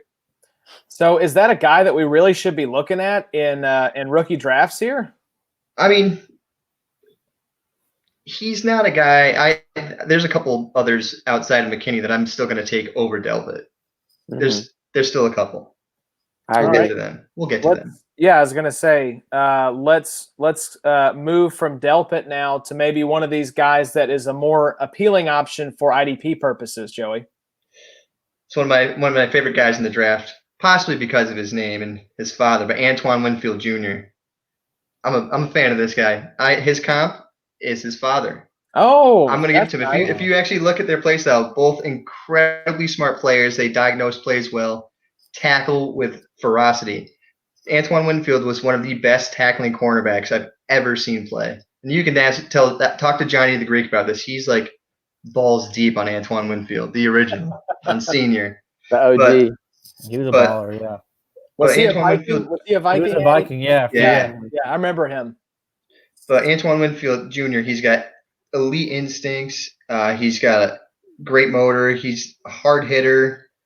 He's got great ball skills. He's a big play guy. He can play any coverage scheme. Biggest concerns with him, though, he's not long. I think he's only like 5'11". Yeah. And he comes with some injury concerns. He had some I think 2 lost seasons in college football. Wow. That's notable to have 2 lost seasons. That's scary. But if you look at his senior season, look at his numbers his senior season, it's like, holy shit. Yeah. 85 tackles, 7 interceptions, 3 sacks, 2 forced fumbles. Yeah. Wow. That's he's a playmaker. Do you have injury concerns with him, though, Joey? I don't. Okay. I mean, so he had some injury. I think I'm trying to remember what they were. I want to say one was an ankle, and I don't think they were any ligament injuries or soft tissue injuries. I think it was either a broken leg or a broken ankle, and everything seemed to heal well. And he came in his senior year and he proved what he could do. I mean, I'm okay with it. I'll take him 3rd round all day. Nice. What were you going to say, Bobby? Yeah, I've seen him as short as 5'9". Oh, really? Dang, that's short. Yeah. And then player comp I had seen was Carl Joseph as well. If you're telling me he's 5'9", I'm gonna go with Bob Sanders. Okay. That'd make Josh happy. Yeah, make my heart pitter patter. Buddha's not the biggest guy either. Yeah, I was gonna say, how big is Buddha? Is he like 5'10"? Probably, yeah, probably around there, I would think. Yeah, I have a Josh. Actually, if Bob Sanders gets you going, I actually am friends with a guy who roomed with him in college because he was a running back for Iowa. Oh, nice. Yeah. Does he have good stories or good memories of rooming with Bob? No, not okay, at all. Yeah. He's like literally me and Bob roomed together and we talked, but that was it. It was pretty much we slept in the same room, and that was it. Yeah, I mean, okay, yeah, that makes sense. I have a very funny memory, and I know Connor, who's my brother, who's a huge Colts fan, bigger than I am, honestly, and was a huge Bob Sanders fan. And we have this very funny memory. You know, Bob was a guy who was injury prone, and there was a time when he had a very serious shoulder or neck or back injury, and his teammate came over to pick him up. And the way he picked him up from his back and arched, like it was the worst way to pick up someone who just suffered a really bad back injury. And he was out for the rest of the season after that injury. Now, I don't know if it was because of the way that he was picked up, but it's just this hilarious memory we have. It's kind of like semi-pro where they're carrying Jackie Moon off the court and his head's like dangling and flopping around. That was the way they picked Bob Sanders up. I'm like, don't take him. Let the doctors come over and get this guy off the field instead of trying to pick him up. They're walking up the field, and Bob's like, "You are an asshole, dude. Yeah, Come seriously. on." Yeah, like I just hurt my neck, and you're picking me up basically by my neck. So thanks a lot for that, bud. All right, so that's Antoine Winfield Jr. We got a couple more here to hit, Joey. So who's the next one you want to talk about? Kyle Duggar. He's a small school guy. He's kind of like your complete package safety. He's kind of a bigger guy. He's incredibly athletic. He's another playmaker, but it is small school production. But he's shown great ability, great nose for the ball. He plays both safety spots. He's very physical, attacking downhill. He's got great range, really good in run support as well. He needs to diagnose a little better, though. I think he plays more off his athleticism. He has a tough time diagnosing plays sometimes. You always worry based off of his lower level competition. What's the school he went to? Lenore Ryan or something like that? Yeah. He also looked disinterested playing against the lower level competition. I think he kind of held himself to a higher standard. Was like, why do I have to do this, man? What the hell am I doing here? Somebody give me a freaking scholarship. I love those type of guys. It's like how you feel right now, Joey. Yeah, exactly. I love you guys. Yeah. Adam's like, what's better than a cowboy and an Alabama guy? I was waiting for a punchline, man. You got to come up with a punchline for that. Yeah, you got like a few minutes here. It's gonna be good too. Yeah, it's gonna be real good. So, how do guys like this end up on the radar, Joey? I'm curious because I had never heard of this school before you brought it up.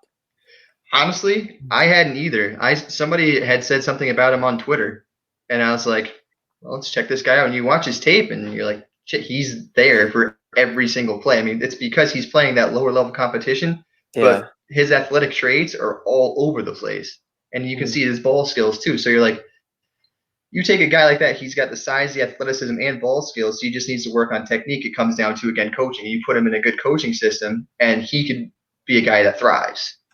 Okay, so is this draft this year going to help or hurt dudes like this? I think it will help because the safety position, you have a lot of people are looking at Delpit, McKinney, and Winfield are like your three top guys. And then after that, you have like another tier. And then after that, it's like 3 tiers away. Yeah, and even in that, and even in your linebacker, I have guys differently than, even, I don't know, probably you guys have them ranked. But, yeah, Duggar's 6 foot 217. Yeah. It kind of is similar to a Gross-Matos in that, not necessarily a smaller school. I mean, Penn State is kind of, not like an Alabama, but it might be a guy who needs to develop for a couple years. But if he has the athleticism and the, ball skills like you're talking about, I'm okay with those small school guys. The comp I'm seeing for him, which Josh will love this, but Landon Collins, which is probably a bit of a stretch, but I was going Jabril Peppers. Yeah, wow, that's a nice comp as well. That's cool. So, a question, Joey: when you're comping guys, do you comp them based on who they remind you of? Are you looking at more like a ceiling type of comp, or do you try to keep it more around like how you could see them actually producing in their career? I'm going mostly off play style. Okay. Who they remind me of, because then you can, at that point, you can base what you think their production is going to be off of that play, how that player plays, and then you can think of how that player plays in the scheme they land. Like Jabril Peppers playing in the scheme he was in Cleveland, he didn't produce all because they had him playing single high. He's not a single high guy. He's more of a cover 2, a guy who can come in and play linebacker if you need. Mhm. Very nice. All right, we got looks like a couple more here, Joey. So of these two remaining guys, let's pick one of the two that you would like to talk about the most, and we'll leave the other one a mystery. Who got left off the guest list? So who's the last guy we're going to talk about? All right, I'm gonna go with Ashton Davis because I kind of like him. I like Ashton Davis. He is a I'd go the other walk-on. way. Okay. You like Chin? I'm a Chin guy. See, I like Chin too, but I have them very graded similar, and I like Ashton Davis's story a little better. He was a walk-on. He was a track. He had a scholarship in track at Cal and decided to play football. What a world! I mean, he obviously has great range. His speed is great. He's a ball hawk. He's kind of a single high guy, but he does come down and run support. He needs to work on his tackling though when he does it. For a guy who was a walk-on, he does a great job of diagnosing and reading the QB's eyes. And he's got a very fluid body, good short area quickness and change of direction when trying to cover. He's very tough and physical. You don't really see that in free safeties much, but he's very physical. He's just the cons were working on his tackling and his technique. It's pretty much it. He doesn't wrap up well. He goes for a lot of arm tackles, which kind of sucks if he's the last line of defense. You don't want somebody just trying to wrap up with one arm. Mm-hmm. And he launches with his shoulder too much. That I've seen out of a lot of guys this year. Where did the wrap up go? Why are you launching your shoulder at somebody, especially somebody like if it's a running back who's built 5'8", 222, you launch a shoulder into him, you're gonna bounce. Yeah, like wrap him up. Come on, man! Did you never learn physics? And I have to applaud Ashton, being the first woman named Ashton to play in the NFL. That's very exciting to be breaking down some gender barriers here. Congratulations, Ashton. Go, girl. We love that fluid body, too. Yeah, just too much launching with her shoulder. So, on a more serious note, what I like about Ashton Davis is I like that he has a full arm sleeve tattoo. Okay. You'll notice he prefaced this, Joey, with on a more serious note, and then took it in the opposite direction of that. I agree. Does he have a Joey good got tats too? I didn't even gonna say. Yeah, so Joey, this is another reason you like Ashton Davis. You're climbing the ranks, Joey. That's right. So does Ashton Davis have a good head of hair? Addie, you've been on that kick this offseason as well. Just grow your hair out. Based on just a quick Google image search, yeah, he's got some drip for sure. He's very drippy. I like that with him. Adam is our resident drip analyst. Bobby and I are not allowed to discuss who has drip and who not, who doesn't. I think Bobby thought that Philip Lindsay had drip last episode, and we were quickly put in our place about that. But Lindsay is not drippy. No drip whatsoever. Not at all. So where you said you liked Ashton Davis's story. Sounds like you like this guy. Where would be an ideal landing spot for Davis? Somebody looking for a free safety. Maybe Cleveland, actually. Okay, yeah, they need some safety help still, Yeah. I feel like. They signed Carl Joseph to play strong safety, but they just lost Demarius Randall to Las Vegas. Still weird to say that. I still call them Oakland almost every know. time I think about the Raiders. So The Raiders. So Joey, this was amazing. Virtual round of applause for you for coming in here and educating us. At least two dum-dums. Bobby has been doing his research, but me and Addie, we're just kind of riding the coattails of guys like you. So seriously appreciate you coming on here, man, and giving us the lowdown on these guys. I know that I'm sure. Did you cover any of these guys for the IDP Draft Mag that IDP guys has coming out? Ashton Davis. Ashton Davis. So there you go. That's why I'm sure you were high on Ashton. Let's see. I did Davis. I did Antoine Winfield Jr. Let's see. I did Zack Baun, Kenneth Murray. Yeah, I did all those guys. Yeah, you had quite a few profiles. Some of my best work is in that draft magazine that I've done yet. That's right. Yeah, I got to edit quite a few of Joey's profiles, and He's a guy that needs to watch the split infinitive. He tends to fade at the end of profiles. The analysis gets a little lazy, gets a little muddled on the thesis for the piece. So, Joey, I'm going to need you. You're projecting like a second round in the IDP analyst draft. So you need to work on wrapping up a little bit. Josh, what's a split infinitive? It involves a comma, Bobby. I'm not going to get into the specific rules, but you got to stay away from those split infinitives. It's a mark of amateur writing for sure. Cool. Okay. Cool. Okay. Cool. So anyway, I am an amateur writer. You're professional. Don't worry about Josh. He's the old school man. I see a lot of potential. I'm probably going to trade up for Joey, honestly. Oh no, I've been asking Josh. I said, hey, anything you see, just tell me what to do. Tell me what I need to do. Your stuff was good, man. I always enjoyed reading yours. All the writers that we had for the mag were good. I'm really looking forward to it. We finished editing them all today before the actual NFL draft, so it's going to be a really good product. But no, Joey's stuff was always fun to read. Always learned a lot. What were you going to say, Bobby? I don't remember, Josh. I'm sorry to cut you off and completely killed your mojo. So I don't remember it all. Yeah. So. Joey, we'll get you out of here on this. We talked about it already. The draft is something that everyone is really looking forward to. So what is one thing, if you had to make a stone cold lock, I've already mentioned mine. I think the Tampa Bay Buccaneers are taking an offensive lineman with their first round pick, wherever they end up picking. What is your stone cold lock for the first round of the NFL draft on Thursday? Can I make two? Yes, please. All right. I'm going to have Atlanta trading up either for an edge or a D tackle, shore up that line. And then I'm going to have Jacksonville's trading Yannick Ngakoue for a first rounder.